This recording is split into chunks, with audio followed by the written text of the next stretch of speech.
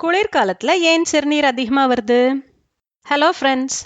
குளிர்காலம் வந்துட்டாலே போதும், ஐயோ அடிக்கடி யூரின் வருதே என்று நம்மில் பலரும் புலம்புவதை கேட்டிருப்போம். ராத்திரி நேரத்துல போர்வைக்குள்ள கதகதப்பா படுத்திருக்கும் போது திடீர்னு யூரின் வருவது போல தோன்றி அந்த குளிர்ல எழுந்து பாத்ரூம் போறதுக்குள்ள போதும் போதும்னு ஆயிடும். நீங்க மட்டும் இல்ல, நிறைய பேர் இந்த பிரச்சனையால அவதிப்படுறாங்க. கோடை காலத்துல இல்லாத இந்த பிரச்சனை குளிர்காலத்துல மட்டும் ஏன் வருது? நம்ம தண்ணியே கம்மியா தான் குடிக்கிறோம், ஆனா யூரின் மட்டும் எப்படி அதிகமா வருது? இது ஏதாச்சும் நோயா இருக்குமோ அப்படிங்கிற பயம் இருக்கா? பயப்படாதீங்க, இதுக்கு பின்னாடி ஒரு சின்ன அறிவியல் காரணம் இருக்கு. இன்னைக்கு வீடியோல குளிர்காலத்துல ஏன் நமக்கு அடிக்கடி சிறுநீர் வருது அப்படிங்கறத பத்தி தெளிவான விளக்கம் பார்க்கலாம். இந்த நிகழ்ச்சிக்கு அறிவியல்ல கோல்ட் டயூரசிஸ் அப்படிங்கிற ஒரு பெயர் இருக்கு. இது நம்ம உடம்பு குளிருக்கு எப்படி எதிர்வினையாற்றுதுங்கிறதோட ஒரு பகுதி தான். வாங்க அதை படிப்படியா பார்க்கலாம். முதல் காரணம் இரத்த குழாய்கள் சுருங்குதல், வாசோ கன்ஸ்ட்ரக்ஷன். நம்ம உடம்பு எப்பவும் தன்னை ஒரு குறிப்பிட்ட வெப்பநிலையில சுமார் 37 டிகிரி செல்சியஸ் வச்சுக்க முயற்சி பண்ணும். ஆனா குளிர்காலத்துல வெளியில வெப்பநிலை ரொம்ப குறையும் போது நம்ம உடம்போட முக்கியமான உள்ளுறுப்புகள் கதகதப்பா வச்சுக்கிறதுக்காக நம்ம மூளை ஒரு தந்திரத்தை கையாளுது. அது என்னன்னா, நம்ம தோல் பகுதிக்கு, முக்கியமாக கை கால்களுக்கு போற இரத்த குழாய்களை சுருக்கிறோம். இப்படி சுருக்கும் போது தோலுக்கு போற ரத்த ஓட்டம் குறைஞ்சு உடம்போட மைய பகுதிக்கு, அதாவது நம்மளோட இதயம், நுரையீரல், சிறுநீரகம் போன்ற முக்கியமான உறுப்புக்கு ரத்த ஓட்டம் அதிகமாகும். இதனால நம்ம உடம்போட சூடு வெளியில போறது தடுக்கப்படுது. இரண்டாவது காரணம் அதிகரிக்கும் இரத்த அழுத்தம் மற்றும் சிறுநீரகத்தின் வேலை. இப்ப யோசிச்சு பாருங்க, இரத்த குழாய்கள் சுருங்குனதுனால ரத்தம் ஓடுறதுக்கான இடம் குறைஞ்சிடுச்சு. ஆனா உடம்புல இருக்க மொத்த ரத்தத்தோட அளவு குறையல இல்லையா? குறைவான இடத்துல அதே அளவு ரத்தம் பாயும் போது என்ன ஆகும்?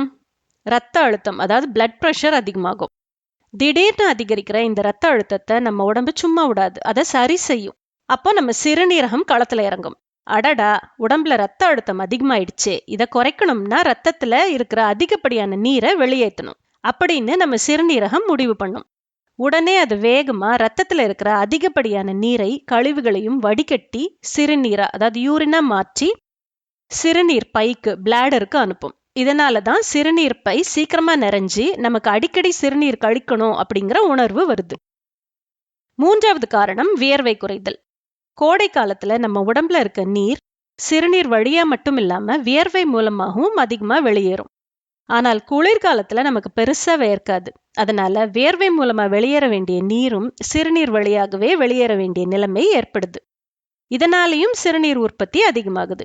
சுருக்கமா சொல்லணும்னா, குளிர்காலத்துல நம்ம உடம்ப கதகதப்பா வச்சுக்கிறதுக்கு நடக்கிற ஒரு பாதுகாப்பு நடவடிக்கை தான் இந்த அடிக்கடி சிறுநீர் கழிக்கிற பழக்கம்.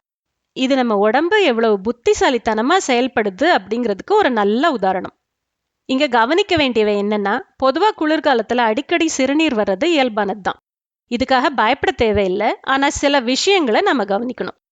அடிக்கடி சிறுநீர் வர்றதோட சேர்த்து சிறுநீர் கழிக்கும் போது எரிச்சல், வலி, காய்ச்சல், அடி வயிற்று வலி அல்லது கட்டுப்படுத்த முடியாத அளவுக்கு அவசரமா சிறுநீர் வர்றது போன்ற அறிகுறிகள் இருந்தா அது சிறுநீரக நோய், அதாவது யூரினரி ட்ராக்ட் இன்ஃபெக்ஷனின் அறிகுறியா இருக்கலாம். சர்க்கரை நோய் இருக்கவங்களுக்கு அடிக்கடி சிறுநீர் போகும். குளிர்காலத்துல இது இன்னும் அதிகமாகலாம். இந்த மாதிரி அறிகுறிகள் இருந்தா உடனே மருத்துவரை அணுகி ஆலோசனை பெறுறது ரொம்ப நல்லது. குளிர்காலத்துல இந்த தொந்தரவை குறைக்க சில எளிய வழிமுறைகள் இருக்கு, வாங்க பார்க்கலாம். கதகதப்பாக இருங்க. உடம்ப கதகதப்பாக வச்சுக்கிட்டாலே இரத்த குழாய்கள் சுருங்கி குறைஞ்சு இந்த பிரச்சனை குறையும். இதுக்கு நல்ல ஸ்வெட்டர், சாக்ஸ் எல்லாம் போட்டுக்கோங்க. போதுமான நீர் அருந்துங்க. அடிக்கடி யூரின் போறதுனால உடம்புல நீர் சத்து குறைஞ்சிரும், அதாவது டீஹைட்ரேஷன் ஆகும். அதனால தாகம் எடுக்கலனாலும் போதுமான அளவு வெதுவெதுப்பான நீரை குடிங்க. கெஃபைன் பானங்களை தவிருங்க. காஃபி, டீ போன்ற கெஃபைன் உள்ள பானங்கள் சிறுநீர் பையை இன்னும் தூண்டி அதிகமா சிறுநீர் வர வைக்கும். இதனால இதை குறைச்சிக்கிறது ரொம்ப நல்லது. இந்த தகவல் உங்களுக்கு பயனுள்ளதா இருக்கும் அப்படின்னு நம்புறேன். இந்த வீடியோ உங்களுக்கு பிடிச்சிருந்தா லைக் பண்ணுங்க, உங்க நண்பர்கள் மற்றும் குடும்பத்தினருக்கு ஷேர் பண்ணுங்க. மேலும் நம்ம சேனலை சப்ஸ்கிரைப் பண்ணாதவங்களுக்கு சொல்லி மறக்காம சப்ஸ்கிரைப் பண்ணுங்க. அடுத்து எந்த மாதிரியான தகவல் பத்தி பேசலான்ட்டு நீங்க கமெண்ட்ல சொல்லுங்க. நன்றி, வணக்கம். மீண்டும் அடுத்த வீடியோல சந்திக்கலாம் ஃப்ரெண்ட்ஸ்.